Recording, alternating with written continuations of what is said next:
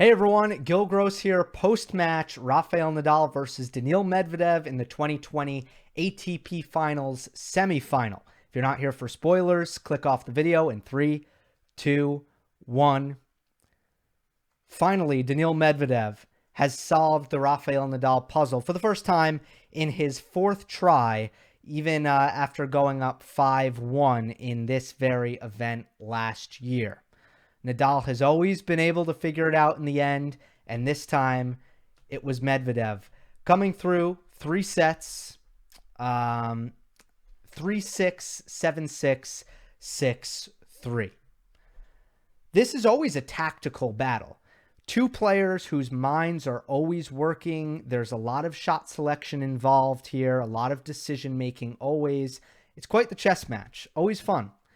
So I want to just talk about the tactical themes, and ultimately it was more about first some adjustments that Medvedev made, but also execution, Nadal's ability to take advantage of the tactics that he's implementing, because I think a lot of the tactics that Nadal was using were correct.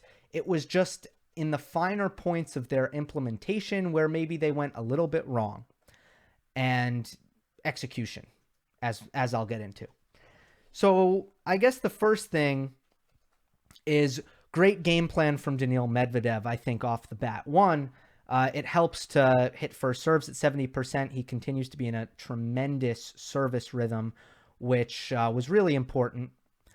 But he was really patient here. And I know that you can expect patience out of Medvedev, but it really is an impressive level of patience and playing, within yourself that Medvedev is able to implement on the court.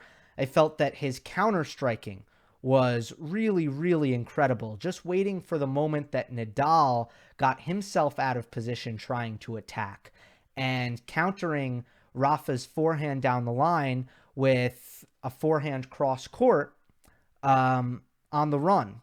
Did Medvedev. He made 2 adjustments here. He moved up his first serve position, especially on the ad side. It's something that he was very stubborn about when he played Nadal at the US Open, and he didn't really do it, and he was just kind of willing to let himself get pushed all the way off the court and then hope that his backhand return has enough depth that it would still bother Nadal. But Medvedev moved up his return position, and that was huge because you could see that, one, it came in handy in the game that Medvedev ultimately broke with Nadal serving for the match in the second set at 5-4, where Rafa hit a couple of wide serves on the ad side and Medvedev was able to cut them off on the backhand and hit deep returns at Nadal's feet, which he doesn't have as much time to react to that kind of ball when Medvedev is playing closer up to the baseline. He made an error off the first ball at love 40, and I believe also at love 15. Medvedev also put a great return on a wide serve on the ad side. There was also some unsuccessful serve and volleys by Nadal in the third set that were really key to Medvedev getting the break. And while it wasn't that Medvedev was hitting it past Nadal on these serve volleys or making particularly outstanding returns, you still have to wonder if Medvedev was further back, would that have given Nadal just that extra edge, as tennis is a game of inches, where Nadal would have won those serve and volley points, like he was winning them so consistently in the first set. So that was one thing that I noticed, is Medvedev moving up on the first serve, and he didn't seem to be sacrificing too much.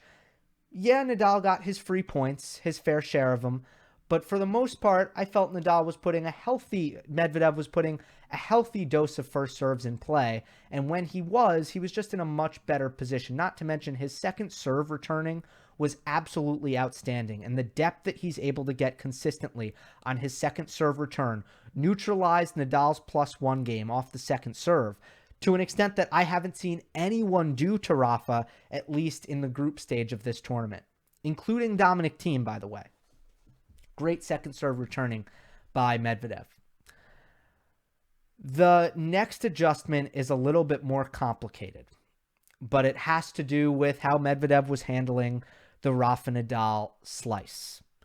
Nadal likes to use his backhand slice down the line against Medvedev, as he should. And a lot of people were kind of taken off guard by Nadal's heavy use of that tactic.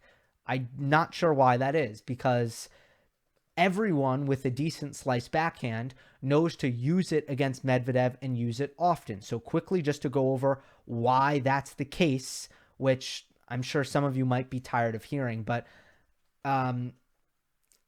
if you give Medvedev backhands low and slow, it's going to be more difficult.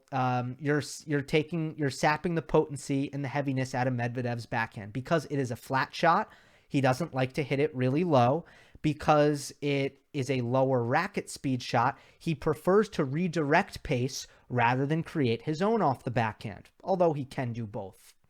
So if you slice to Medvedev's backhand, keep it low and slow, he will not be able to do as much damage off that wing, and you can probe for an attackable ball. In Nadal's case, he often uses that backhand slice down the line to try to draw Medvedev into going cross court with the backhand, and then he can attack, Nadal can, with his lefty forehand. Medvedev did a couple things here. One, he became really unpredictable hitting over his backhand in terms of down the line versus cross court. He kept Nadal honest. He kept Nadal from cheating to his left, where he can get that extra step, that quick first step to his lefty forehand, and he can counter down the line like he wants to. Instead, you saw Medvedev go down the line quite a bit off of Nadal's slice.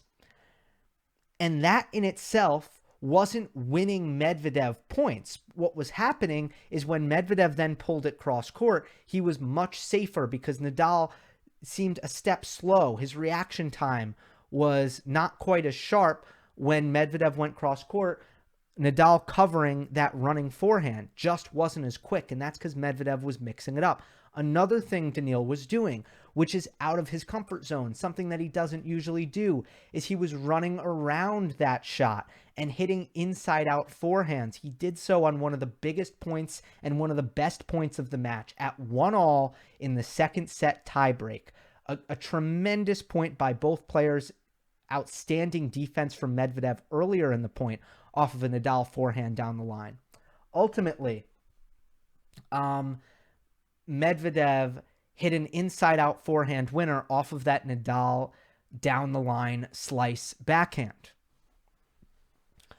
So combining those three things, one more wrinkle in Medvedev's variety in how he attacked this tactic from Nadal. I like to call Medvedev a mad scientist because he does crazy experiments at the craziest times.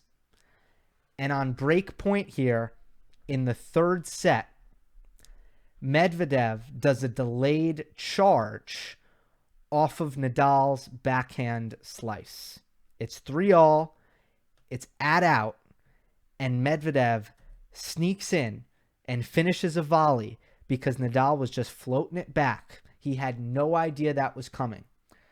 And Rafa was telegraphing his backhand slice the entire match. It's not something that he was really disguising with any kind of, generally speaking, a late grip change or, that's really what it's about. It's about the grip change and the preparation. And oftentimes you can see Nadal slice when it's coming. It's not like when Federer slices, it's hard to get an early read on it because the take back and the grip is kind of similar. Not the case with Nadal. But notice the entire match, Medvedev did not do this. And he does it up break point in the third set. Are you kidding me?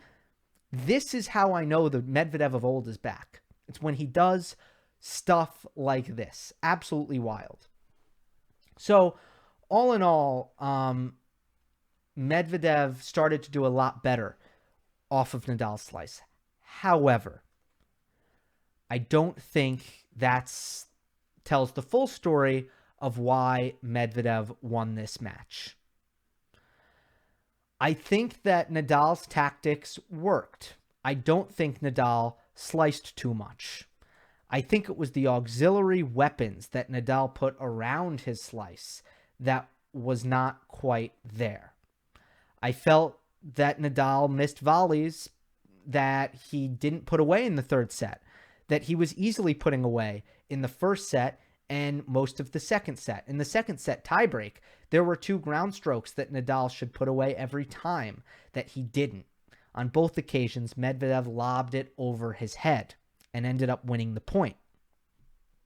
Just in general, suddenly Nadal wasn't finishing his volleys, and suddenly when Rafa was getting a look at opportunities to hit his forehand down the line, he was missing.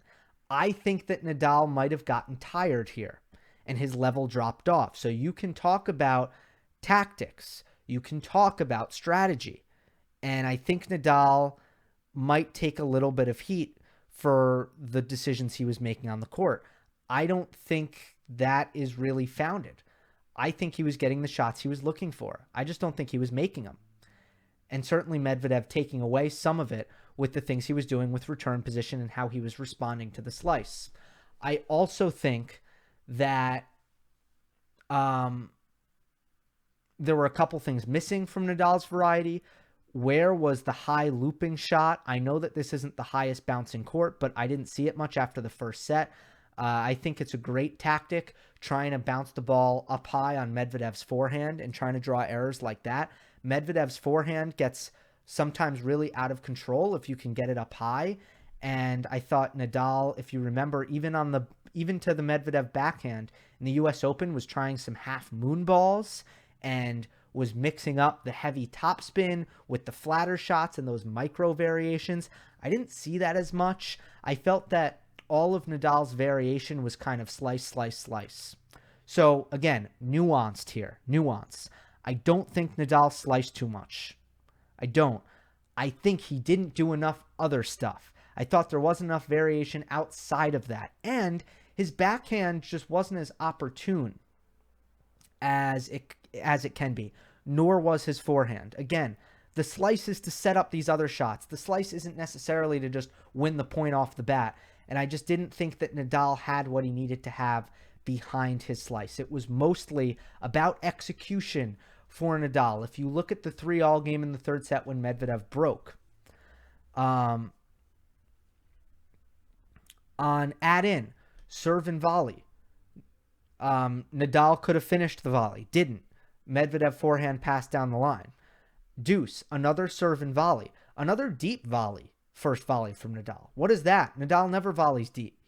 He's a drop volleyer. He's got great drop volleys. Didn't use them there. Medvedev passed him again from the middle of the court. And then at deuce, Nadal hits a drop shot that's really, really good. And Medvedev just barely gets to it. And he's a sitting duck at the net. And Nadal misses the backhand pass. Wide open down the line. He had it and he hits the net. So am I going to say that Nadal used the wrong tactics and that Medvedev figured him out? No, I'm not. I'm going to say that Medvedev executed his game plan and Nadal did not when it comes to mistakes and misses. With that being said, Nadal's game plan is a lot more difficult. And maybe that has a lot to do with it. To try to mix things up constantly and to do so many different things with coming to the net and hitting different kinds of backhands and playing, directionally, not going cross court as much as you're used to. All these things, it might be harder for Nadal to get that baseline rhythm. So maybe that's why there were more misses being generated. And for Medvedev, you have to give him so much credit for sticking to what he does best, for waiting out, basically daring Nadal to make the first move and reacting to that first move and countering so brilliantly. Again, the serve was massive. He served great. He continues to serve great, and that will surely be a key in the final where he'll meet Dominic Thiem. Remember, you can follow me on Twitter for coverage throughout the tournament. @GillGross is the handle. Hope you enjoyed. Don't forget to subscribe. I'll see you next time.